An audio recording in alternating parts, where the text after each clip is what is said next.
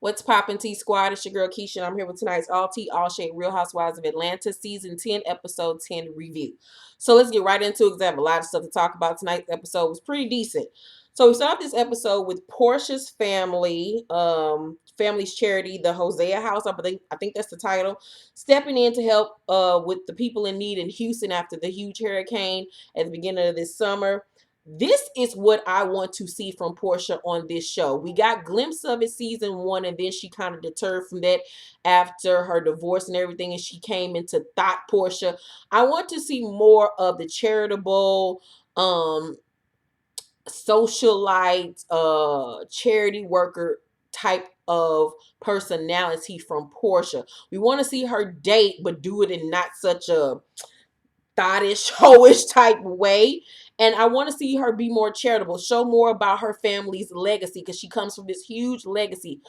So I know it's just not just me that would want to see more of that from her because I actually liked Porsha in certain aspects of this episode. Other aspects of this episode, she irked my tits as normal, but she wasn't that insufferable this episode. So she wants the ladies to go to Houston.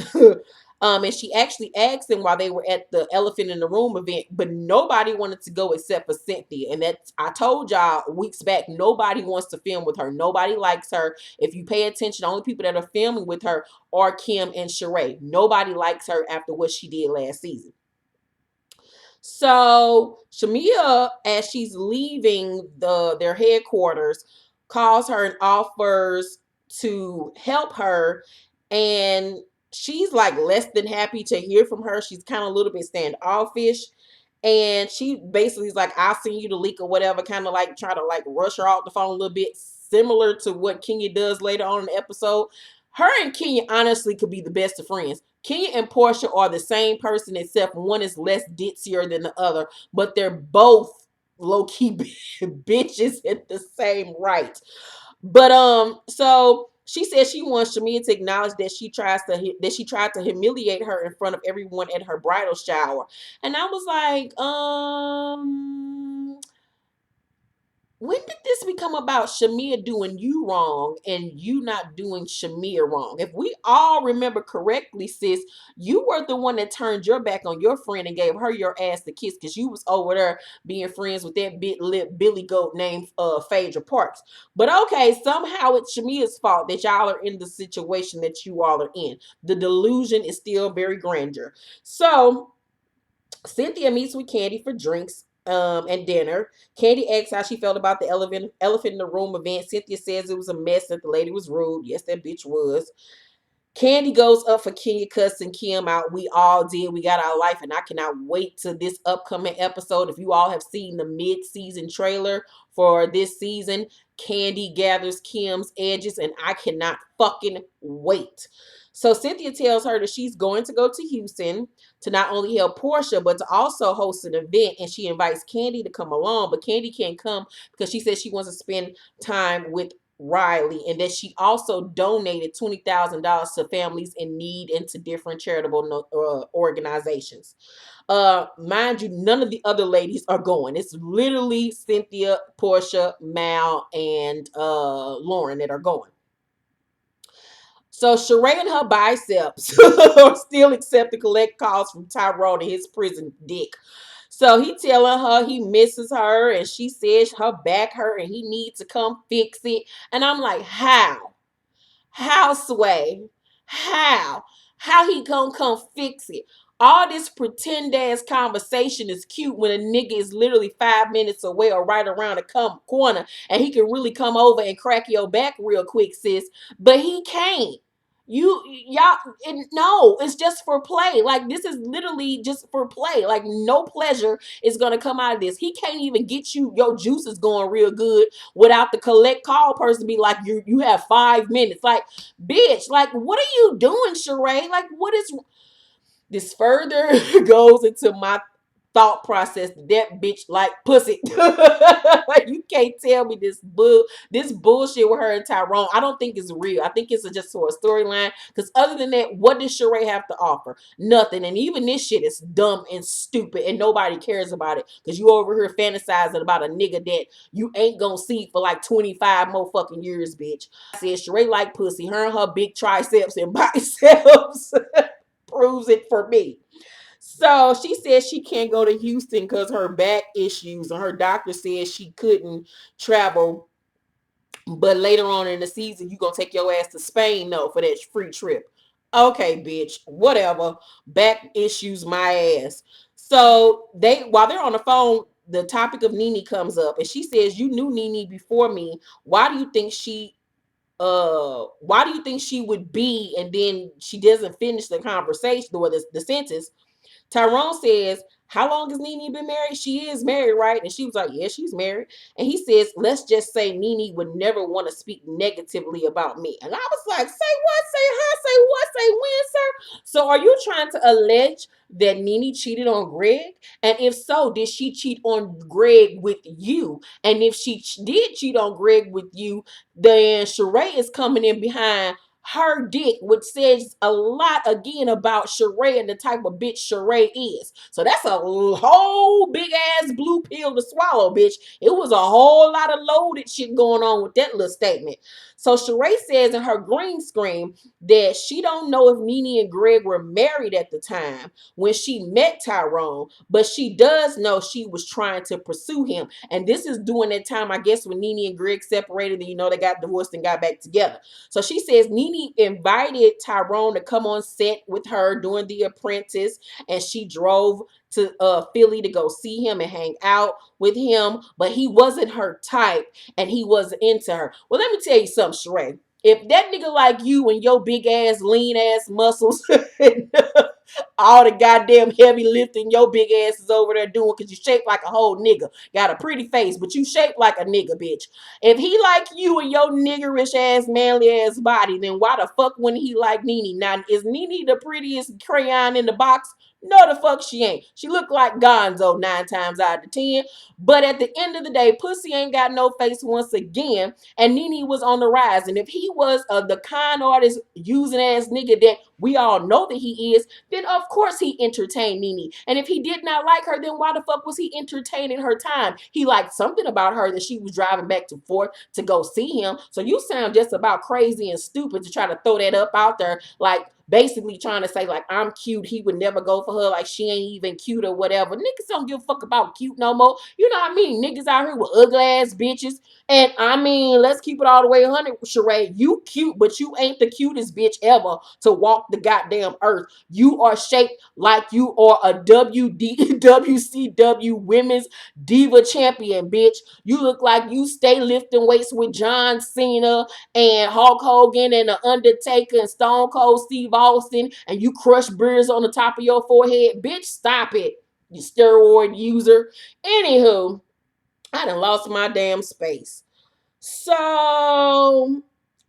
I just want to know, did he fuck her? Because you know a whole lot. So did he tell you whether or not they fucked or not? That's the question I need to answer. Because if you fucked her, then what you going there behind her dick for? That says a lot about you. That means you got Nene's sloppy seconds once again. So I don't know, sis. So Porsha, Cynthia, Mal, and Lauren are in Houston, and Cynthia's braids were giving me life so much. I wanted some. She looked gorgeous with those braids.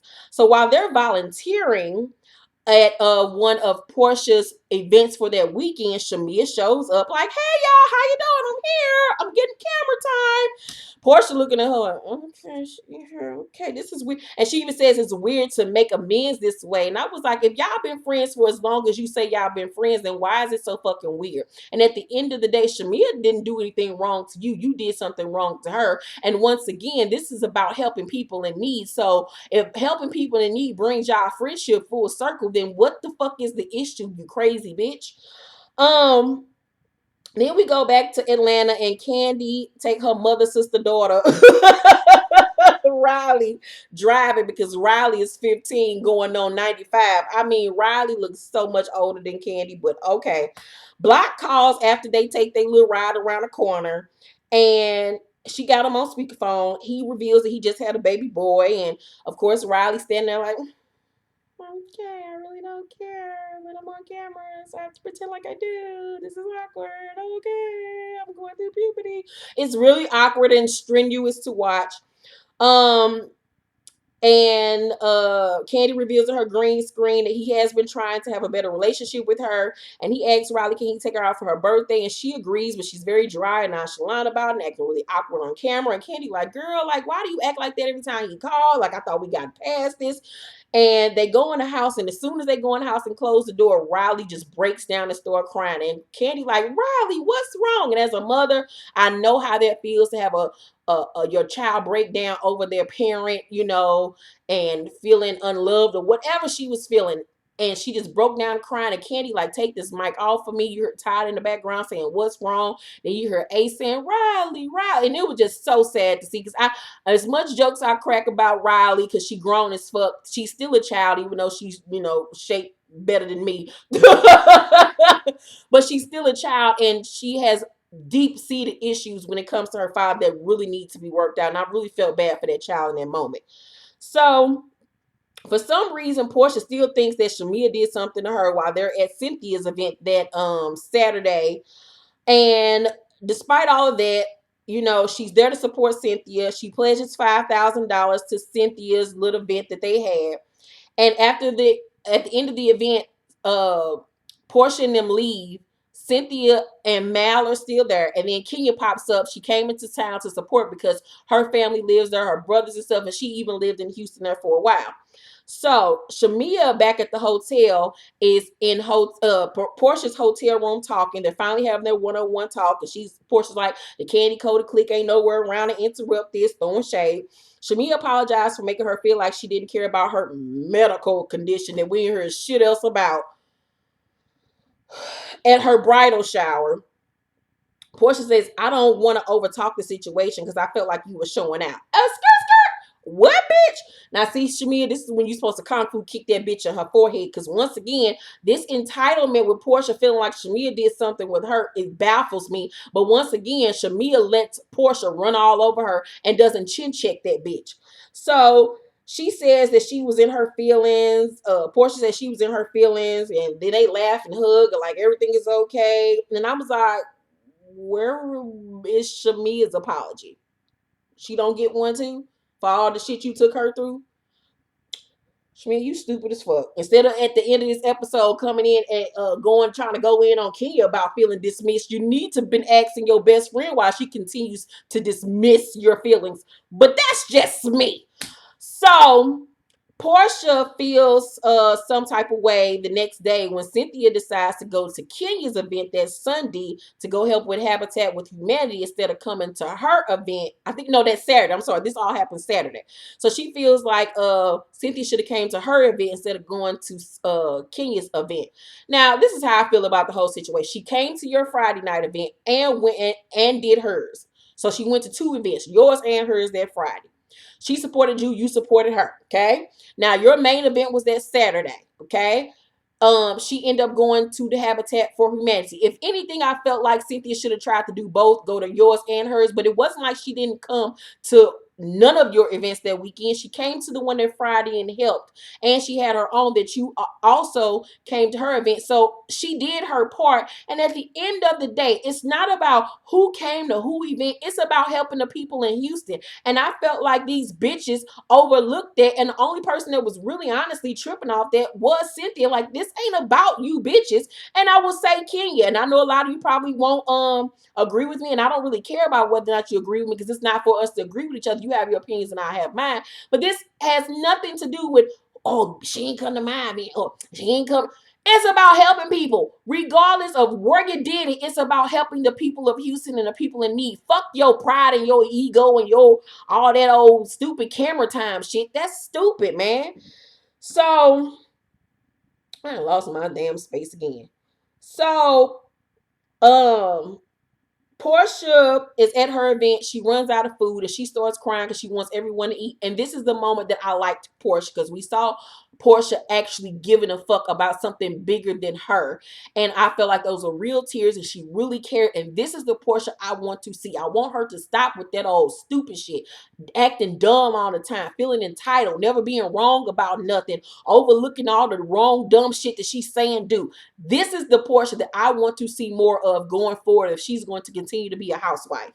So at Habitat for Humanity, Kenya is acting like a drill sergeant and won't let nobody drink water. She's very focused on everything. Was she being team too much? Absolutely, 100%. I would have told her, bitch, if you don't get somewhere, sit your strong ass the fuck down. We are here to help, but you are nobody's fucking drill sergeant. Sit your black ass down somewhere, bitch. So while they're all working, Shamia calls and asks where they are so she can help. But Kenya cuts her off and tell her, call one of the assistants. We busy right now, girl. I'm gonna call you back by. Now, I saw everybody going in on Kenya saying she was being a bitch, this and that. I'm gonna put it into context of how I viewed the whole situation. I and everybody else watching that episode have been in that position when you doing something and somebody call you asking for directions. If that ain't the most irkingest shit ever, especially, and I'm gonna give you a key example. Say, for instance, on your birthday when you're having an event, you've been planning this said event for days, for weeks, gave everybody the address, told everybody where it was gonna be at, then sent them all types of texts and emails. The night of the damn party, the night of your birthday party, and this happens to me every fucking year. You getting dressed, you trying to get in your zone. Motherfuckers want to start calling your phone, bothering you. Where is it, girl? You on your way? We here. What time you gonna get? Don't call me, ask me a bunch of fucking questions. I'm doing something right now. Get off the fuck my phone. If you wanted the fucking directions, you should have called early. You should have called last week. Don't call me. Don't bother me. Just bring your ass here. Sit the fuck down. I understood the zone she was in when Shamia called her. Don't call me, ask me a bunch of questions right now, bitch. Call one of the damn producers and get the fucking directions. Don't call me. Don't let the producers use you to call me to get directions. When second of all, the other point I want to make, Kenya and Shamia don't even fuck with each other. Let's not forget, Kenya and Porsha don't like each other. Shamia is who? Her best friend. Them hoes don't fuck with each other. Why the fuck are you calling me, bitch? I don't like you. So this is me being nice to you. Regardless of this Habitat for Humanity, we trying to help the hurricane victims. I still don't fuck with you, bitch. So I put it in that kind of context. Was she rude? Yeah, she was rude, but I understood the vibe of where Kenya was coming from.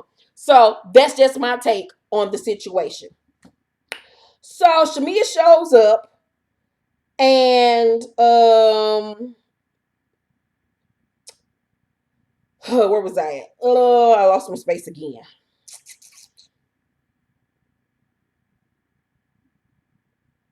So she arrives and Shamia tells her that Porsha sent her on her behalf and that she also wants to give a donation. Kenya, we can handle that later. It ain't even that big of a deal. We'll talk about it later. Was she being rude? She was 100% being rude as fuck. But once again, I don't like you, bitch. And I don't know if I'm like that because people that know me know when I don't like you, I don't like you. I'm gonna be as pleasant as possible for me to. I don't like you. So yeah, okay, that's cute. All right, all right. That's just how I am. Not saying King was right, but bitch, I don't like you. Okay, whatever. So Kandi meets with Block at some shack that he calls a studio. He asks how Riley is doing. He says he calls her every week now. Like he gets brownie points for finally decide to act like his child exists. But whatever, nigga. She tells him that last time he called that Riley cried. And she said that Riley wants to be prepared when he calls and not have Kandi just put her on the spot. I think it was more so because they were on camera that's why she reacted that way, because it's uncomfortable for her still. And right before she said, I was like, you niggas need to go to counseling. That's exactly what I said to the screen. And Kandi then came in behind it and said, I think we need to go to family counseling. I think that's the best thing for everyone. Block agreed. And I was like, yes, this needs to happen. So all the girls decide to head out for dinner that night. Kenya is running late. They're at this barbecue spot. Lauren tells Cynthia that they were disappointed that they didn't that they, meaning Cynthia and Mal, didn't come to their event. You know Porsha put her up to that, because if she would have said it, it would have made her look bad, and Porsha can't risk looking any worse on camera than she already does. But please believe and don't be fooled that Porsha did not set her sister up to say that shit to Cynthia. Y'all gotta think outside of this is real life. This shit ain't real life for these hoes. They got to do shit for camera time and to keep that peach. So Matt quickly disputes. It's like, hold up, no, but we came to your event Friday, sis. And Porsha says, but Saturday was the main event. That was my main one. And Lauren says to Cynthia, don't you want to support who supports you?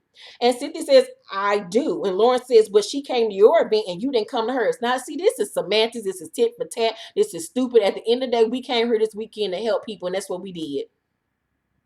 But y'all hoes trying to get camera time.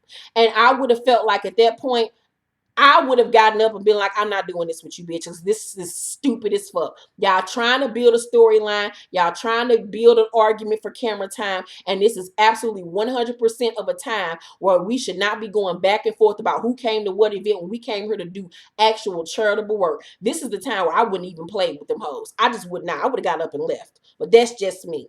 So Cynthia says she didn't know it was going to be at 2 events. But then they play it back and show that she did know that Porsha's main event was that Saturday. Once again, I don't know why Cynthia lied. That was stupid on her part. I felt like she went to the Friday event. That was good enough at the end of the day. And I would have just said that. But whatever. That's just me. So Porsha says once Kenya came around, Cynthia paid her dust. And then Cynthia, her green screen says Porsha should be lucky anyone in the group even came to her event. And I was like, you goddamn right, because none of them hoes like her. Nobody else showed up for your ass. You need to be happy Cynthia and Mal came and filmed with your dumb ass. Other than that, they probably wouldn't even came down there to film you. So Shamia tells Cynthia that she felt dismissed by Kenya. Once again, why do everybody feel like they got to go to Cynthia to talk about Kenya? Bring that shit up to her. Don't talk to me about that shit. So Mal says that she could have been nicer, but hell, she was even mean to them. Cynthia says she didn't see all of that. Now, Cynthia, you know damn well she was being some type of way, but Cynthia is that girl that she just like, hey, that's my friend. I'm never going to, talk bad about her or whatever. She did the same thing with Nene, and she still does the same thing with Nene. I think Cynthia is one of those friends where she's loyal to a fault, but instead of saying I didn't see any of that, I would have just said talk to her about it. And then as a friend, I would have talked to Kenya one-on-one about what these hoes were saying about her and how they felt. But I'm never going to talk bad about my friend to some hoes that I don't even fuck with like that. Because you got to remember, Cynthia and Porsha ain't the best of friends neither. So Kenya then arrives, but she can't get no food because the restaurant is closing. Shamia makes a joke about the work situation at the Habitat for Humanity being really hard. And Kenya's like, girl, bye. You was just there for 5 minutes. And then Shamia brings up Kenya being short with her on the phone when she was asking for directions.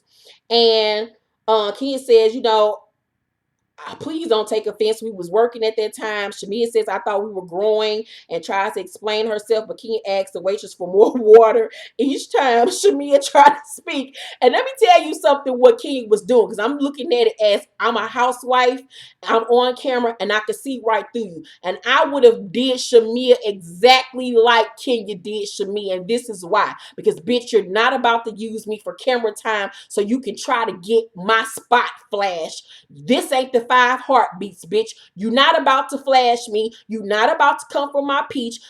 I already said I'm sorry. I've already told you I wasn't trying to be no type of way. You keep on going. So I'm not going to even give you what you want me to give you, which is an argument for camera time. I'm about to pay you dust and play you and make you look stupid like your friend that's sitting next to you make you look stupid all the time. You don't even hold a peach. I don't even have to fucking acknowledge you. And second of all, we not friends.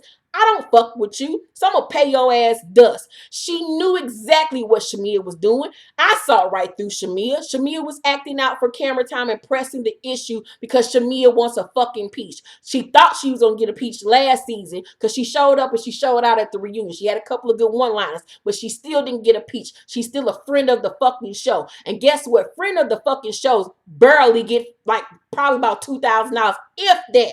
They probably don't even get that much because the husbands don't even get paid to be on the show. So I saw right through Shamia, and so the fuck did Kenya, and that's why Kenya paid her ass dust. She already apologized to the bitch. I'm not giving you no more than that. So after that, Kenya finally gives her the attention that she wants and looking at her like, I know you're trying to get camera time, bitch, but I'm not going to give it to you, but keep on talking. And then Samia once again tells her that she's being dismissive, and Kenya tells her that they shouldn't make it an issue and tries to urge her to, let it go. I apologize. Just let it go. We're here for bigger things, for a bigger issue. And Kenya says she doesn't want to talk about a bunch of negative stuff. Shamia says that she's not upset. Then tries to talk about the situation again. And at that point, Kenya gets up and walks away. And I would have walked away too, because I'm not about to go back and forth with you, bitch. Kenya goes in the bathroom, and in her green screen, she says that she's in a different space and time in her life, and that the old her would have drugged the fuck out of Shamia, but she's lighting up. She's in a different space now that she's married. In the bathroom, we hear her talking to the producer saying, "Fuck them hoes. I don't fuck with none of them bitches. They all stupid. That's why Mark don't want to be on this show, because they always destroying his wife." She says she don't need this shit no more. Fuck these cameras. I'm married now. Fuck you bitches. I ain't got to show out for television no more. I done got me a husband. So Porsha comes in to try to talk to her, and she's like, "Girl, no, I'm not about to do this with you, because at the end of it, we know we don't like each other, so let's not even try to pretend like we do." So Kenya leaves. Cynthia tries to go outside to talk to her. She like, "Nope, I'm not doing this. This is not for camera." Cynthia continues, tries to talk to her. She like, "Nope, girl, not about to do it. Sayonara, see you later." Roll that went up on her ass, and she leaves.